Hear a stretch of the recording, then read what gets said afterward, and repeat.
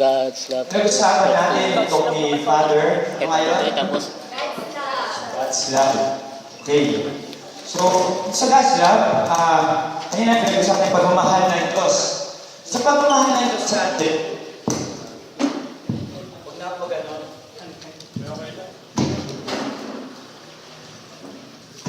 Ipinakita ng Diyos ang pagmamahal niya sa pamamagitan what it means. ng pagbibigay ng kanyang bugtong na anak na si Jesu Cristo. Diba? Isa rin sa pinakitang pagmamahal, sa unang pinakitang pagmamahal ng Diyos sa atin, yung pagbibigay ng kanyang bugtong na anak na si Jesu Cristo. Si Jesus, ipinangako niya sa atin ang kaligtasan sa pamamagitan ng krus, sa kanyang kamatayan at pagkabuhay. So muli nandiyan yung ating kaligtasan, kaya ngunit kailangan natin siya bilang tagapagligtas at Panginoon. Na kapag ginawa natin ang mga bagay nito, tinanggap natin si Kristo bilang tagapagligtas at Panginoon, tayo muli nagiging isang Kristiyano. Diba? So hindi lamang dapat hindi sasabihin natin sa pangalan na oy, Kristiyano ako, diba? Ganyan na. Ay ako Kristiyano, pero hindi naman nakikita sa atin. Hindi naman natin tinatanggap si Kristo bilang isang Panginoon natin at tagapagligtas. So bilang isang Kristiyano, dapat tinatanggap natin si Kristo bilang ating Panginoon at ating tagapagligtas. Ano ba talagang ibig sabihin ng pagiging isang Kristiyano? Unang-una, iba talaga ang magiging isang Kristiyano. Kasi yung identity ng magiging isang Kristiyano ay galing mismo sa Diyos. Tayo ay naging member of the body, kasi naging member ng katawan ni Kristo. So si Jesus, he is a very impressive person. Diba? Kilala siya. Kahit ang tagal-tagal na, kahit sa buong mundo, kilala si Jesus. Ang dami nakakakilala sa Kanya. Diba? 2,000 years na nakalipas, kilala pa rin si Jesus. Diba? Yung mga ibang tao nga, pag sumigat, magkilala na. Wala na. Pero si Jesus, 2,000 years na nakalipas, kilala pa rin siya. So marami pa rin mga Kristiyano.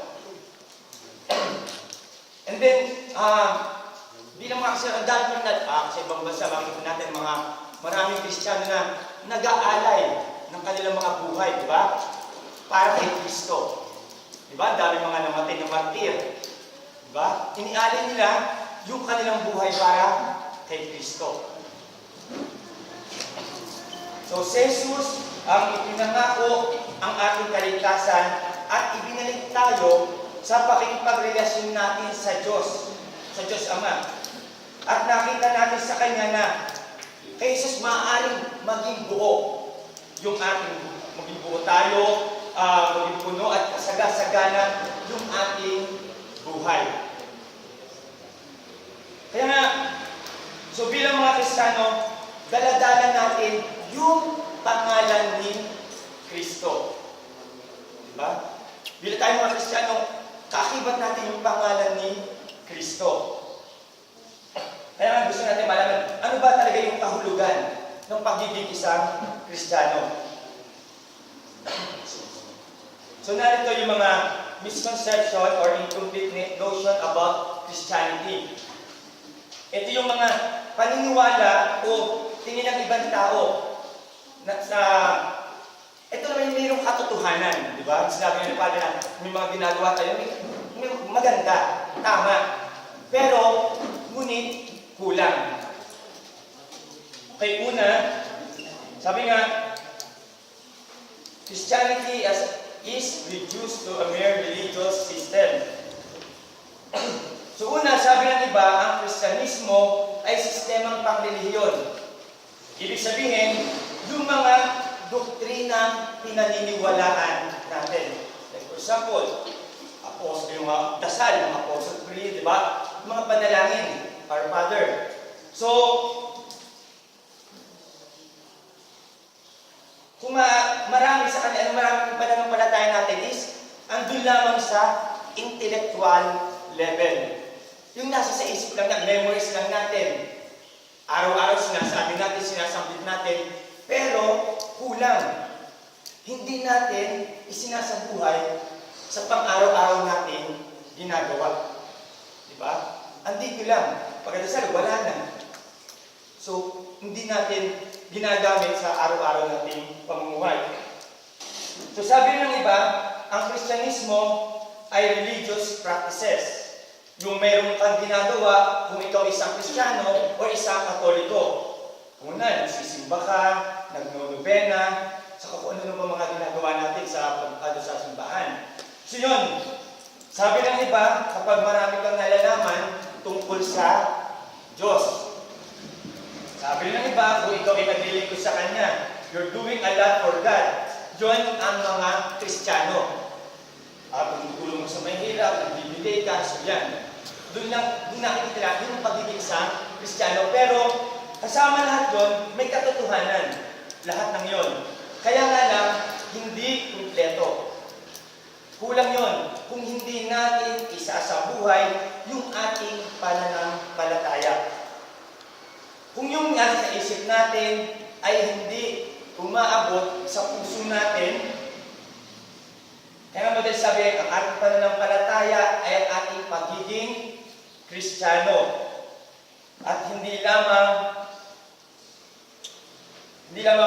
ritual yung mga ginagawa lang natin. Di ba? Kaya kailangan dapat kasama dun sa, natatranslate natin, dun sa pang-araw-araw na ginagawa natin sa buhay natin. Bilang isang Kristiyano, hindi lamang simba ka ng simba. Dapat sinasabuhay mo rin sa pang-araw-araw mo ginagawa. Yung ating maninindigan, inahalagahan natin ang ating buhay na dahil dito sa ating religion. So, hindi na lang dapat sa mga religious system or sinabi ko nga kanina, yung mga religious system or religious practices. The next, sabi ng iba na Christianity is a mere moral system. Sa Kristyanismo raw ay moral system tungkol sa moralidad. Kaya nga sinasabi, ito ay pwede mong gawin. Dito sinasabi na, ito yung pwede mong gawin, ito yung hindi mo pwedeng gawin. Diba? Yung sinabi nga ni Father kanina, may mga utos na pinagbabawal, diba? Yung may mga do's and don'ts. Ito yung revelasyon, ito ang regulasyon na masasabi na kung ano yung tama at kung ano yung mali.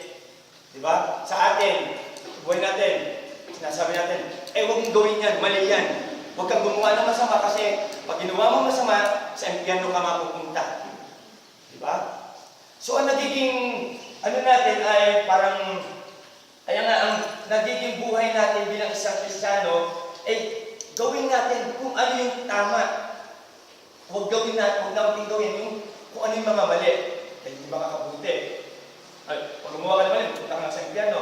Kaya lang, yung mga bagay na nagiging legalistic ang ating reliyon. Parang walang buhay. Walang kasaganan, walang kasiyahan. Kasi, sa totoo lang, ang ating reliyon, ang ating pananampalataya. Sinasabi ng ating reliyon, ito yung ating pananampalataya. Yun ang ating buhay.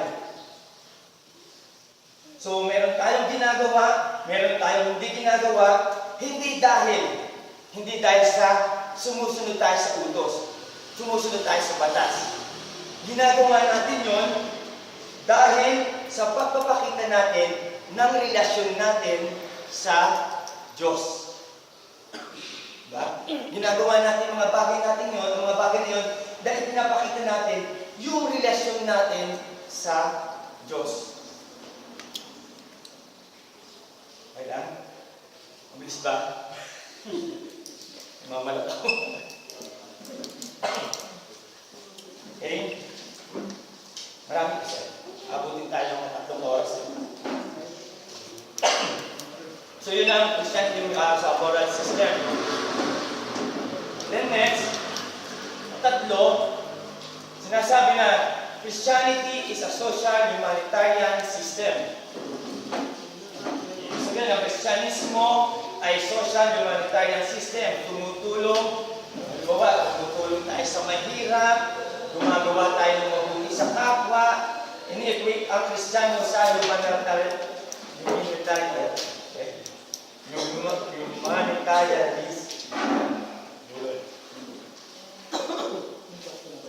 humanitarianism. So yun. Sabi, ang isang Kristiyano, dapat daw ang isang Kristiyano, mabait, mabuting tao, laging nakangiti, hindi nagagalit. So yun ang iniisip ng ng iba. Dapat pag Kristiyano ka, dapat hindi ka marunong magalit. Dapat mabait ka.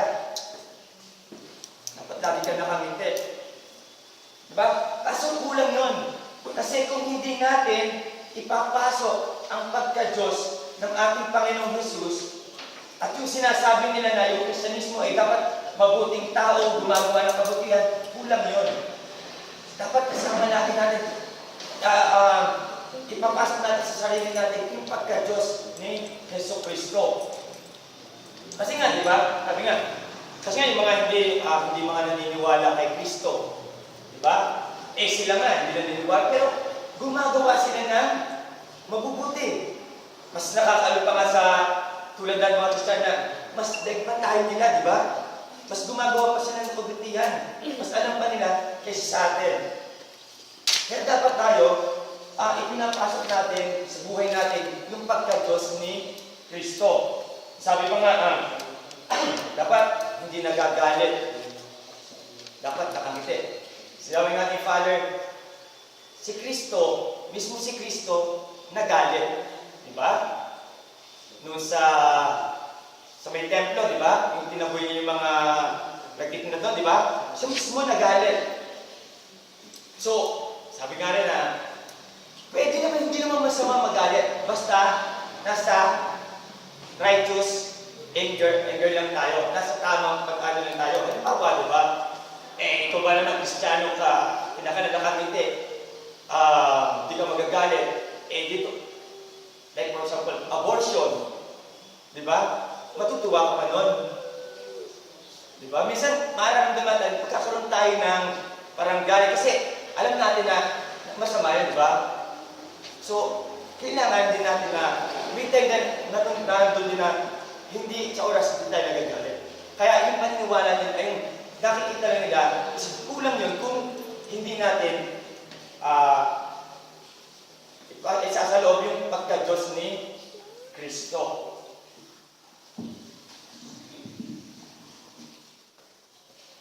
The next, sabi nga raw, Christianity is an escape from the realities of life.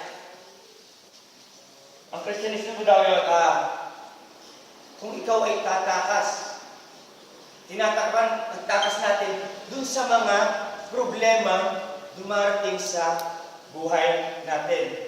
Hindi tama yun kasi ang tunay na Kristiyano hindi tumatakas. Ang problema hindi tinatakasan. Kinakailangan niya ay dapat hinaharap kasama ang Diyos.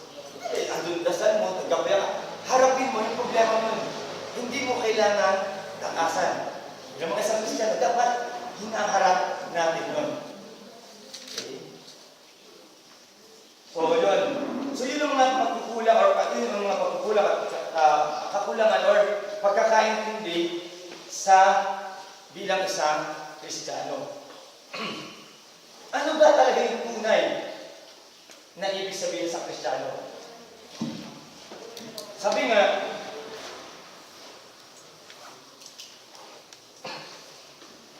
ang pinakabuod ng Kristyanismo ay ang pakikiisa o pakikipagrelasyon natin sa Diyos na naging posible sa pagkamatay at muling pagkabuhay ni Kristo.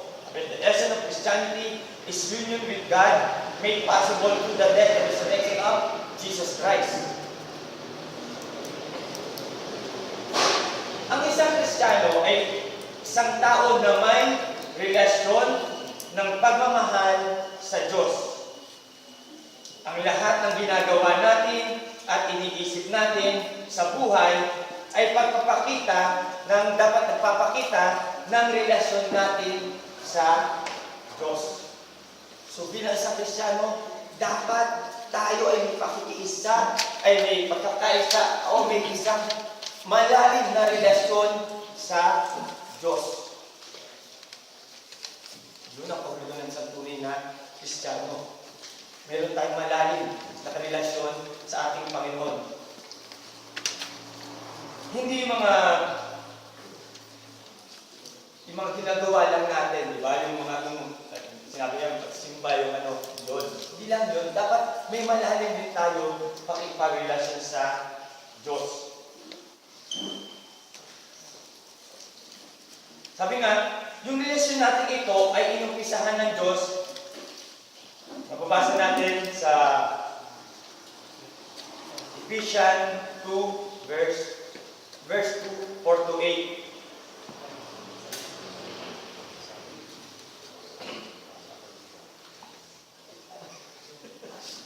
Magsalagin ka na. Ha? Pasensya na. Malabo ba tayo? Wow. Hindi na. Nakasya matawa. Okay. Umawa. 2, 4 to 8.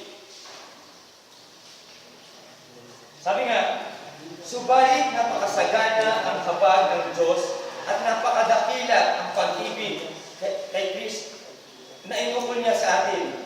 Tayo binuhay niya kay Kristo kahit nung tayo'y mga patay pa dahil sa ating pagsuway.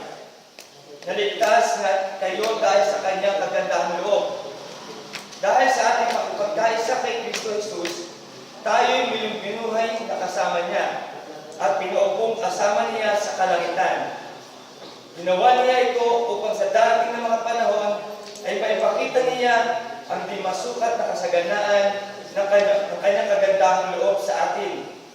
Sa kagandahang loob ng Diyos ay naligtas kayo sa pamamagitan ng inyong pananalig sa Kanya. At ang kaligtasan itong kaloob ng Diyos hindi mula sa inyo. So yun. Sinasabi na hindi sa atin nagmula yung kaligtasan yun. Yung pakipag-ano natin. Mula doon sa, kasi nga, dahil sa habag at pagmamahal ng Diyos sa atin. Siya yung una, di ba? Sinabi na doon na, yung kaligtasan yun hindi nagmula sa Diyos, kundi nagmula sa Diyos. Kaya siya yung sa Kanya nagmula yung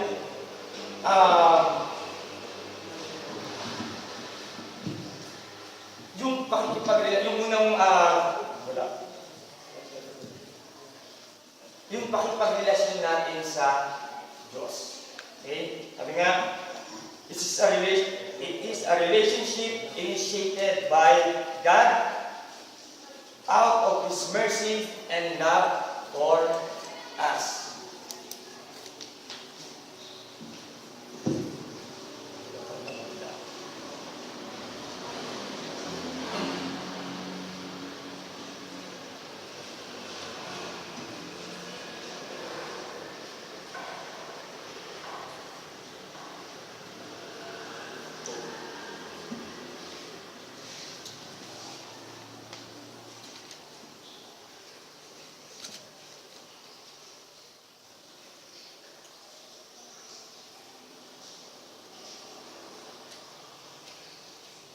Okay. Sabi nga, kung sa Diyos nagmula, yung pakikipagrelasyon natin,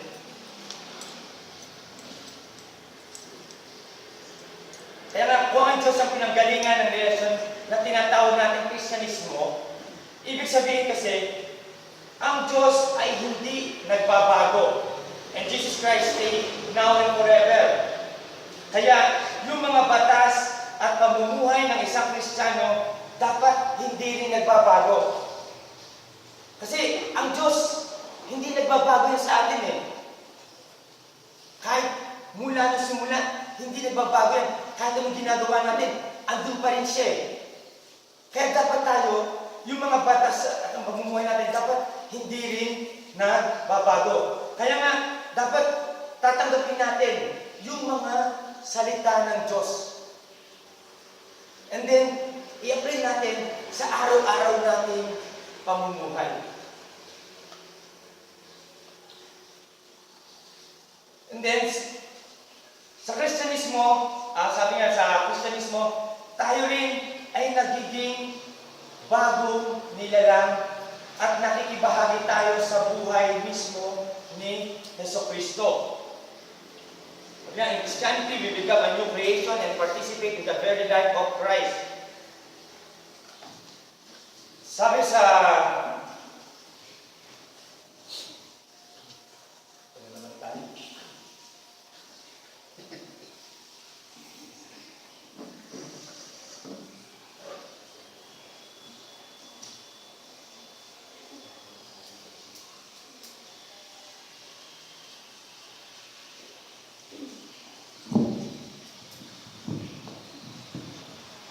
Sabi sa 2 Corinto 5:17,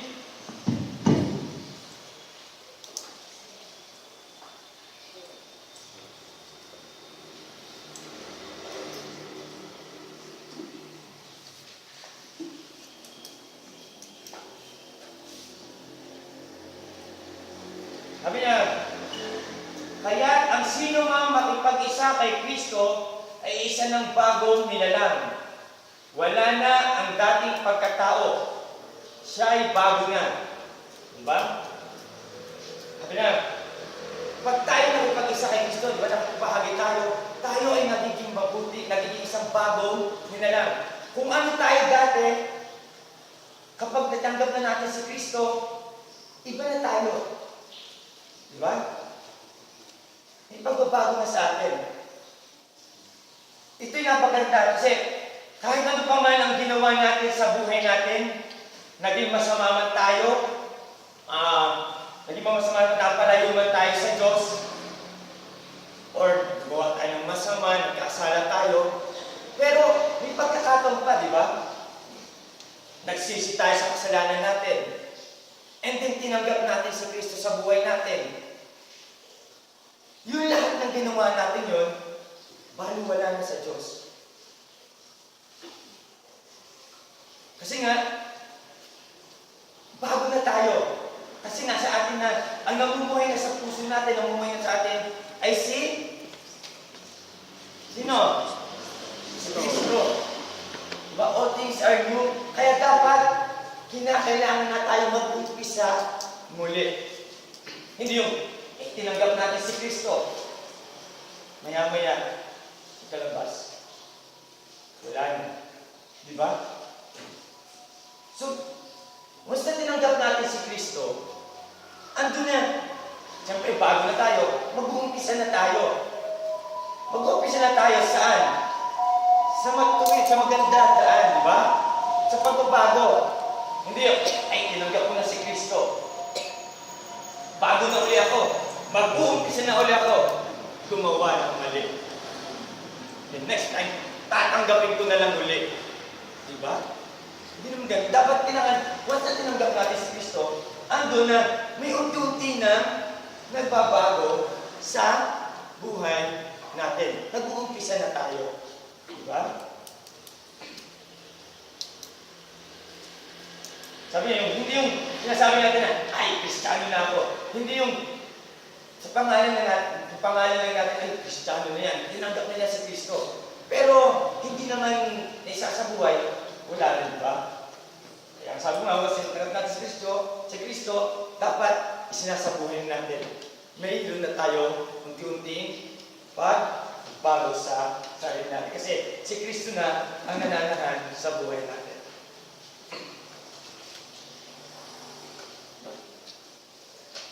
Yung relasyon natin sa Diyos Ama, yung relasyon natin kay Kristo, na tayo ay nagiging anak ng Diyos, at tayo rin ay nakikibahagi sa eternal life or sa buhay na walang hanggan. Sa buhay na walang hanggan ni Kristo. Sabi nga, tinanggap na natin si Kristo, ayan na, andun na yung relasyon natin sa Diyos, andun na yung relasyon natin kay Kristo. nakikibahagi na tayo sa Kanya. Hindi naman dito tayo nakikibahagi, hindi tinanggap natin, nakikibahagi na rin dapat tayo, nakikibahagi tayo sa buhay na walang hanggan. Eternal life. Isipin natin na, ang life natin, ang buhay natin, hindi naman na, pag namatay tayo, wala na. Tapos na. Diba? So, meron pang kabilang buhay na mas mahabang buhay na mas doon kapiling natin ang Diyos. Kapiling natin si Kristo. Nasabi nga rin,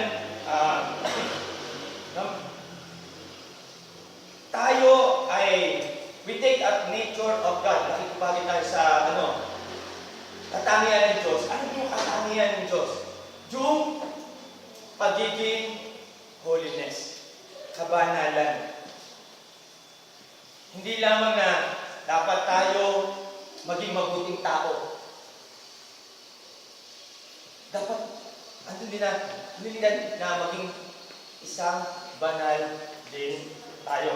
Marami tayong makikita. Marami tayong makikita kahit saan. Mga gumagawa ng masama, di ba? Yung mga masamang ginagawa. Meron din mga tao na mabubuti mga ginagawa nila. Kung tayo, di ba?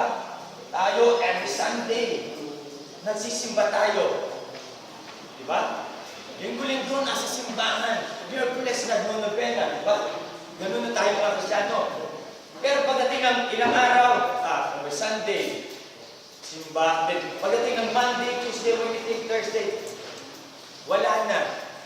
Tapos na. Iba na uli yung mga ginagawa natin. Diba? Yung mga ginagawa natin, mga makamundong gawain, diba? So lahat naman tayo, hindi naman sinasabi lahat naman tayo perfecto, diba? Lahat naman tayo nagkakasala. Pero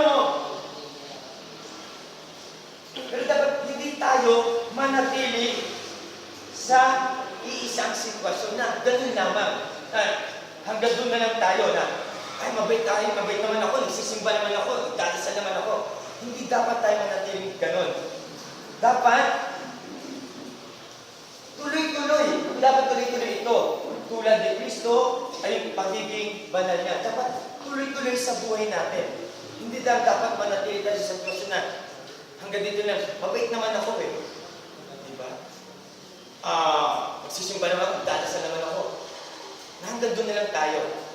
Hinihiling sa atin, dapat tayo nga rin bilang mga Kristiyano, may relasyon na tayo sa Diyos. So, andun na din na dapat na matulad tayo or makahagi tayo sa katangian ng Diyos. Matulad tayo sa katangian ng Diyos, yung pagiging banal. Hindi naman sabi yan, ay, bukas, banal na ako. Paano pagtulog kinabukasan? Hindi mo banal. Di ba? So, dapat tuloy-tuloy. So, yun ang mga, bilang mga Kristiyano, yun nga, una, sabi nga, dapat, yung ito, doon na yung pag-ipag-relasyon natin sa Diyos, yung banal tayo, so yan. So, meron naman mga practical implication of being a Christian. Sabi nga, ito yung practical implication of being a Christian. Una, if God is our Father, trust Him. Kung ang Diyos ay ang ating Ama, magtiwala tayo sa Kanya. Sabi nga, kasi, ang Diyos, may plano yan para sa atin. At ang plano ng Diyos para sa atin, napakabuti. Ang Diyos ay ating Ama, so may plano siya bilang Ama natin, may plano siya sa kanyang mga anak. For example, kayo mga magulang, tatay at nanay, andun din, may plano rin kayo sa mga anak nyo, di ba? Siguro naman ang plano nyo sa anak nyo, maganda, mabuti, di ba? Hindi naman kayo siguro magpaplano ng masama para sa anak nyo. Hindi niyo naman dadalhin ang anak niyo sa kasamaan. So ganun din ang Diyos. Kung ang Diyos ay ating Ama, magtiwala tayo. Ang Diyos, tayo bilang mga anak, may plano sa atin.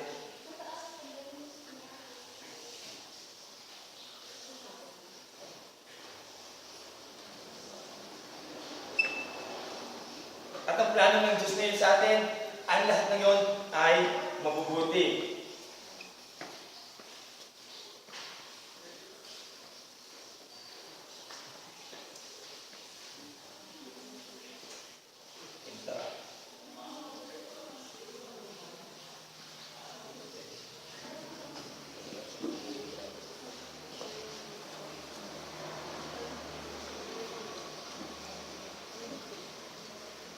Kasi nga, sabi nga, God has a plan for us and it's good. Kasi sinabi nga sa Jeremiah, sabi nga, ako lamang ang nakakaalam ng mga panukalang inihanda ko para sa ikabubuti nyo at para dulutan kayo ng pag-asa sa hinaharap. So sabi ng Diyos, may plano ko sa inyo. Kung gusto nyo malaman, kung gusto natin malaman ang plano ng Diyos sa atin, kung ano ito, sabi niya,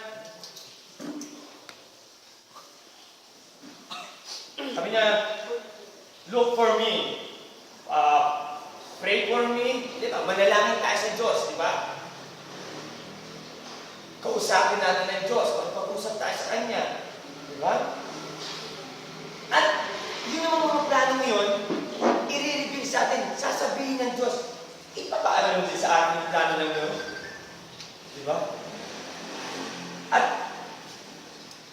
siguraduhin natin, huwag na tayo mag-expect ng mas ano pa, alam natin sa sarili natin, yung plano yung ng Diyos sa atin, alam natin na mabuti yun. Di ba? So marami sa atin, marami sa atin yung mga plano sa buhay. Di ba? After 5 years, mag-aasawa na ako. Hindi nga. Plano ko yun. After 5 years, mayaman na ako. After 10 years, may ganito na ako, may ganyan na ako. Di ba? So, yun ang mga plano natin. Minsan, yung plano natin yun, di ba? Kalipas na 5 taon, wala pa rin. Di ba? Minsan, hindi sumasapit yung time na yun. Mayroong ibang araw sa mga sinabi na, ay, mag-aasawa na ako after 5 years. 2 years pa lang, napunta ka sa ganito. Pumasok ka sa seminaryo. Di ba? Yung pala yung plano ng Diyos para sa iyo. Di ba? So, ang Diyos, maraming plano sa atin. Kahit anong plano natin, minsan, yung mga nangyayari sa atin, hindi natin tupad. Because, baka may ibang plano sa God para sa atin, di ba? Nagsamaan na natin madugan na, ay, ito pala yung plano ng Diyos sa atin, di ba? So, paano natin malalaman, di ba? Saka, isa pa, try to discern yung plano ng Diyos para sa atin. Iyan rin natin na, ano kaya, i-ano natin sa natin, ano kaya yung plano, ano kaya mas magandang plano ng Diyos para sa atin. Kasi minsan mga plano natin, pumapalpak, di ba? Minsan, pag nag-plan tayo ng ganyan, hindi natin, wala, kaninong bagsak, kaninong sisi, sa Diyos. Di ba? Minsan, nandun pa sisi. So, alinin natin na, ang Diyos may plano sa atin, mas maganda pa, di ba? Siguro mas maganda yung plano ng Diyos para sa atin.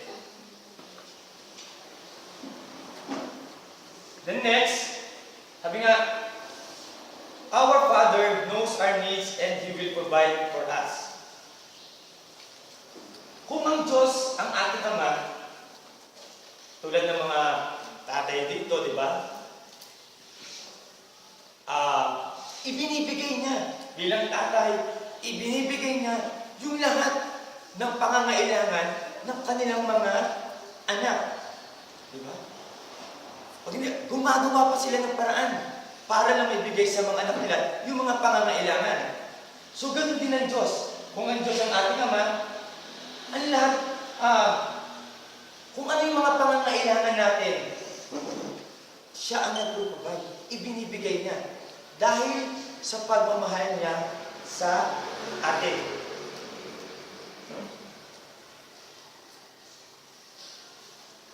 Tulad ngayon, ito, isang binigay sa atin ng Diyos, diba? Isa ng blessing sa atin na ibinigay ng Diyos. Ngayon, ilang mga Kristiyano sa atin na paggising sa umaga na nagpapasalamat dahil nagising pa. Dahil andun pa yung buhay na ibinigay ng Diyos sa atin. Diba? Swerte tayo. Diba? Pasalamat tayo sa Diyos kasi andun pa yun. Ang iba nga, hindi na nagigising eh. Diba? Tuluyan na, namamatay na. Sa kanilang pagkakatulog, din nagising. Diba? Tapos, and then, pagkalis na ganyan, pagbangon mo, ilan sa atin nagpasalamat. Thank you Lord kasi nagagawa ko yung mga bagay na to. Diba? Marami tayong bagay na nagagawa pag-gising natin. Ang iba nga nakikita ba natin sila pag-gising, hindi sila makagawa. Nasaan? Nakaratay sa mga kama, sa mga higa, di ba? May mga sakit. Hindi na nila magawa yun. And then, ilan sa atin, yung mga nagpapasalan, pagdating na, umagaan, may breakfast, ang sasarap pa, di ba? May pagkain pa tayong pinakain sa umaga. Ano yung mga pagkain? Diba? Thank you Lord kasi may pagkain tayo. Ilan sa mga Kristiyano na walang kinakain. Diba? So, dapat namang bagay na yun, dapat lagi natin, sabi nga, count your blessing, diba? Yung nagpapasalamat, dapat din nagpapasalamat natin sa Diyos. Yung lahat ng mga biyayang tinatanggap natin.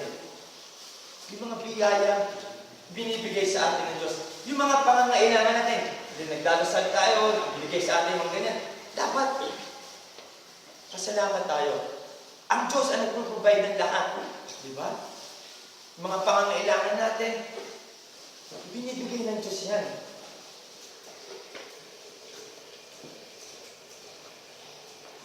Saka, yun nga, lahat ng biyaya niyan, nagmumula sa Diyos. And then, ang Diyos, patuloy yan sa pagbibigay ng mga blessings sa atin. Patuloy yang mag-provide ng mga pangangailangan natin. Hindi lang, pag nabigyan ka na, tapos na. Hindi, continue siya. Patuloy yung pag-provide ng mga pangangailangan natin. Sabi nga, dun sa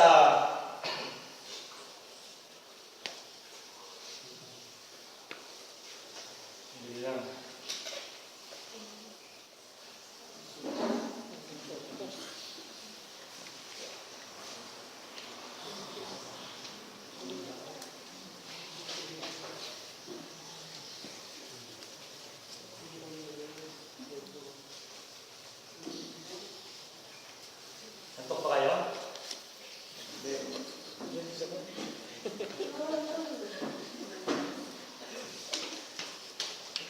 Okay.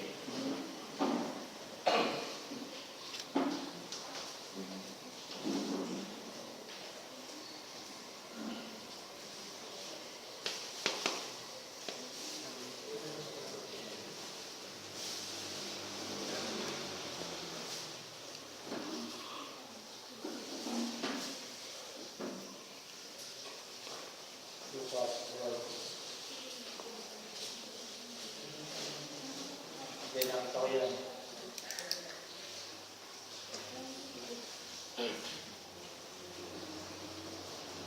Okay. Ito yung provided care ng Diyos, di ba? Yung na binigay sa atin.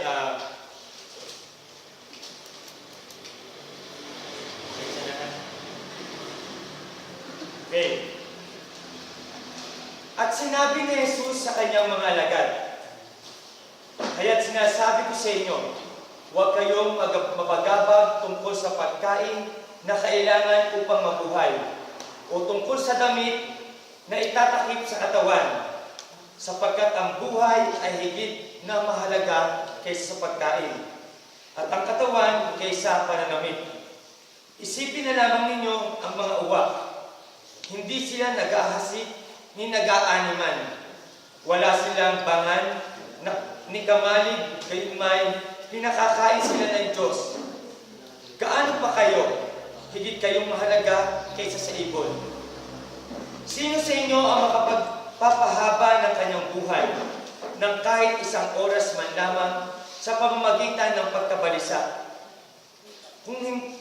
Kung hindi nga ninyo magawa ang gayon, kalit na bagay, bakit kayo nababalisa tungkol sa isang mga bagay? Isipin ninyo kung paano sumisibol ang mga bulaklak sa parang.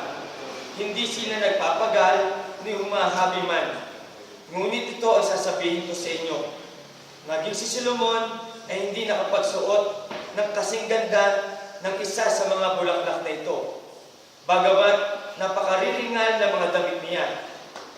Kung ang mga damo sa kabukiran na buhay ngayon ay kinabukasan iginagapong sa kalan, ay direct na ng Diyos, kayo pa kaya? Kay liit ng pananalig niyo sa Kanya. Kaya huwag kayong mabalisa sa paghahanap ng inyong kakainin at iinumin, sapagkat ang mga bagay na ito ay kinahumalingan ng mga taong walang pananalig sa Diyos. Alam ng Amang nasa langit na kinakailangan ninyo ang lahat ng ito. Kaya higit sa lahat, pag sumakita ninyong pagharian kayo ng Diyos, ipagkaloob ninyo pagkakaloob sa inyo ang kinakailangan ninyo. So, di ba? So, yun. So, kailangan lang natin, ano dapat kailangan natin? Manalig. Di ba? Manalig, magtiwala sa Diyos na ibibigay lahat. Siya yung mag-provide. Di ba? Nabasa na yung mga ibon, di ba? Kasi ba nagagawin? Pero nabubuhay sila. So, tayo pa kaya na nilikha niya bilang mga kawangis niya. Tayo pa kaya pababayaan niya? Hindi tayo pababayaan ng Diyos. Kasi nga, nilikha tayo kawangis niya. At sa atin lang, ando yung magtiwala tayo sa Kanya. Manalig tayo sa Diyos. And then next, since we'll have the same Father, so yun nga, ngayon, may pare-pareho tayong may Diyos Ama, tayo ay nagiging brother and sisters of the Lord. Sabi nga, God called us to be part of the body. Tinatawag tayo ng Diyos na maging parte ng katawan. Tinatawag tayo ng Diyos na maging community life. To be a one community. Na kapag na-experience natin yung buhay sa isang community living according to the ways of the Lord, and we will experience real brotherhood and sisterhood. Diba? Sabi nga, kapag sa isang community na kinakaaliban natin, andun na sinusunod nila ay yung daan ni Kristo, doon ma-experience natin yung tunay na brotherhood and sisterhood. Kapag isang community group nito na, kapag dito ay may sharing of light, joy, sorrow, di ba? Kung nagbabahagi na ng lungkot, hirap, saya, ganyan, may respeto, may pagpapahalaga sa isa't isa. Di ba? Hindi mo na ito makikita. Di ba? Sa isang community, pag naramdaman mo, na-experience mo din, naramdaman na, itong group ito. Doon yung nag-share ng, nagbabahagi na ng kahit anong kasiyaman, kalungkutan. Di ba? Na hindi mo nakikita sa iba, doon mararamdaman yung tunay. Diba? Yung tunay na kapatiran. Okay? Kahit naman sa atin, kahit tayo, kahit sino, kahit ako or sino man sa atin, minsan, babahagi din tayo na na-experience natin, naranasan natin na babahagi tayo na, uy, walang sumali ako doon. doon ko naramdaman. Diba? Yung, parang iba yung pakiramdam ko, doon ko naramdaman yung tunay na kapatiran, tunay na brother at kapatid. Diba? Na minsan hindi ko naramdaman doon sa tunay kong kapatid. Diba? Bigla ng mga tao, diba? Naranasan nila sa isang community yung tunay na pagiging isang kapatid. Kesa dun sa isang ama natin talaga yung blood na kapatid natin na hindi natin na-experience sa kanila. Kasi nga,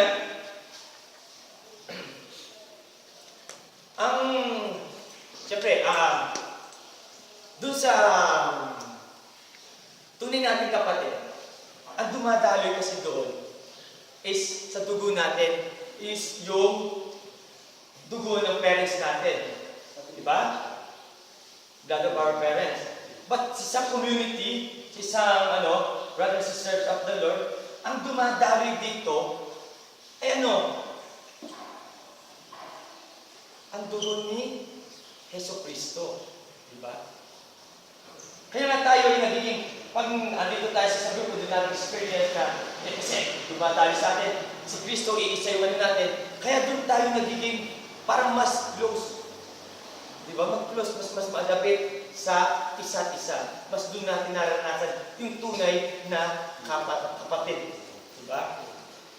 As a brothers and sisters to the Lord, and as a family, as our community, we are committed to support and care for one another. Tanda natin, bilang magkakapatid kay Kristo, bilang sa pamilya, sa community, andun na tayo na committed tayo na suportahan ang bawat isa. Ingatan, alagaan ang bawat isa. We respect each other. We honor each other. Okay? Then next, sabi nga, as a Christian, we learn that life on this earth is temporary. So bilang mga Kristiyano, tandaan natin na yung buhay natin dito is temporary lang. Sa mundong ito, temporary lang. Kaya nga, sabi, do not invest yourself here. So, hindi dapat dito tayo nag-i-invest sa mundo. Diba? Kasi dito pansamantala lang tayo. Pagdating ng araw, aalis na rin tayo dito. Diba? Para may kontrata din tayo dito sa mundo. Sabi nga,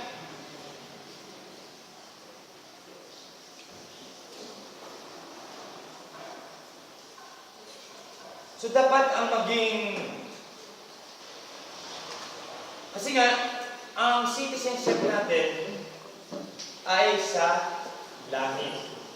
So, marami mga Kristiyano dito sa atin, yung oras nila, yung energy, yung effort, yung resources, diba? Sana payaman, papayaman para dito, iniipon, diba? Pero pag namatay sila, wala tayong madadagan. Hindan natin yan. Kailangan natin mag-invest tayo sa itaas. Anong goal natin? Ang goal natin sa buhay, hindi mga material na bagay. Hindi kasiyahan, hindi mga kayamanan. Dapat ang maging goal in life natin ay si Jesus Christ. Kasi siya yung isang kayamanan natin. Ang ating Panginoon. Dapat siya yung maging goal natin dito sa buhay natin ito. And then, pag si Kristo, and then, naging natin, goal natin sa buhay natin, then, dumating na tayo sa point, hanggang sa, ninanais natin makasama siya, to be with Him, eternally in heaven. Makasama siya sa langit habang buhay. Okay? And then, implication to. Yun nga yung apat nyo, no? Una nga, if God is our Father, trust Him. Pangalawa, yung mga implication. Una, kapag ang Diyos ay ating Ama, dapat magtiwala tayo. Ang Diyos ay ating Ama, nagpro-provide siya ng lahat ng pangangailangan natin. And then, dito rin, iisa yung Ama natin, tayo nagiging brothers and sisters. Nagiging magkakapatid. And then, as a Christian, ang ano natin is temporary lang. So kapag ginawa natin ang lahat ng mga bagay nito, magkakaroon tayo ng kapayapaan sa buhay natin. Di ba? Magkakaroon tayo ng peace. Ito naman ang importante sa buhay natin eh. Magkaroon ng kapayapaan. Tayo ay magiging mapayapa sa lahat ng panahon at sa lahat ng mga circumstances na dumating sa buhay natin. Magiging peaceful, di ba?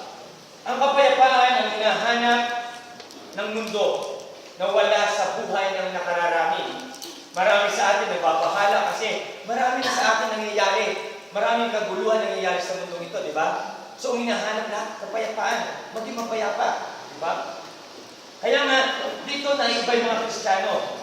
Kung naiintindihan lang natin kung ano ang ibig sabihin ng maging isang Kristiyano, hindi dapat tayo mabahala. Kasi tayo ay mayroong kapayapaan. Siyempre, naunawaan na natin ang relasyon natin sa Diyos. Ginagawa na natin. Tinanggap na natin si Kristo. May peace na tayo sa sarili natin. Na kung ano man dumating sa buhay natin, handa tayo. Kaya na natin. Di ba? Kasi nga, kung patiniwalaan natin ang lahat ng wala nang makakasira sa buhay natin.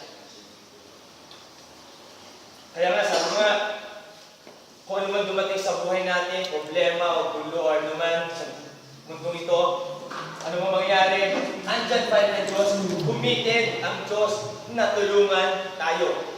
Patuloy pa rin ang pagtulong, ang pagmamahal ng Diyos sa atin. Ibinibigay pa rin niya sa atin yung lahat ng mga pangangailangan natin upang maging mapayapa tayo sa buhay natin.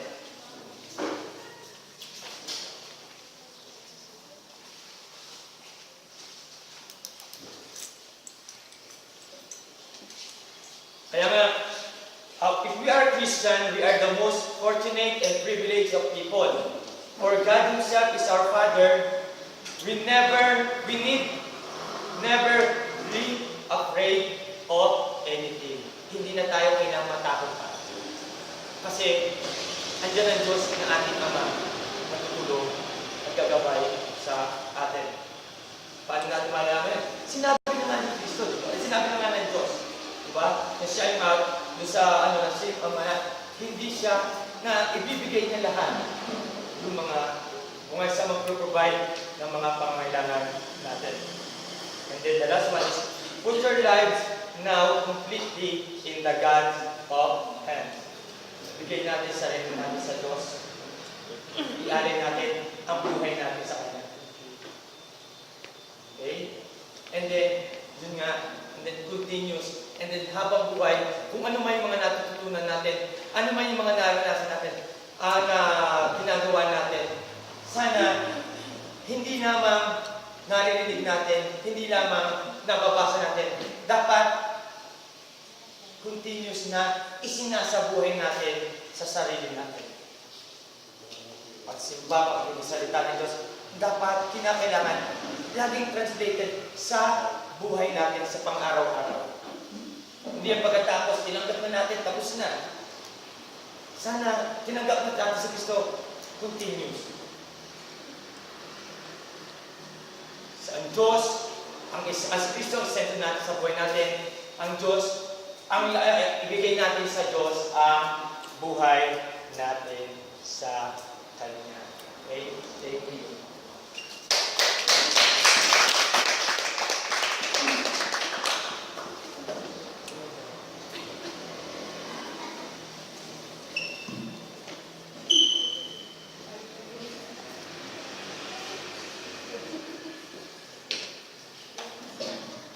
Maraming salamat, Bro Arnold, sa iyong talk. So, inatok pa kayo? So, tayo muna tayo. Ayan.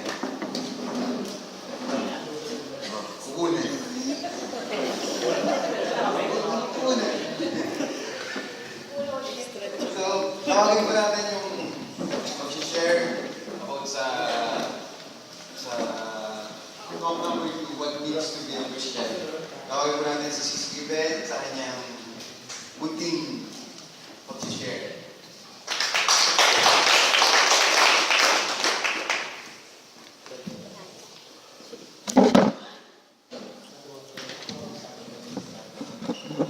Naantok po ba kayo?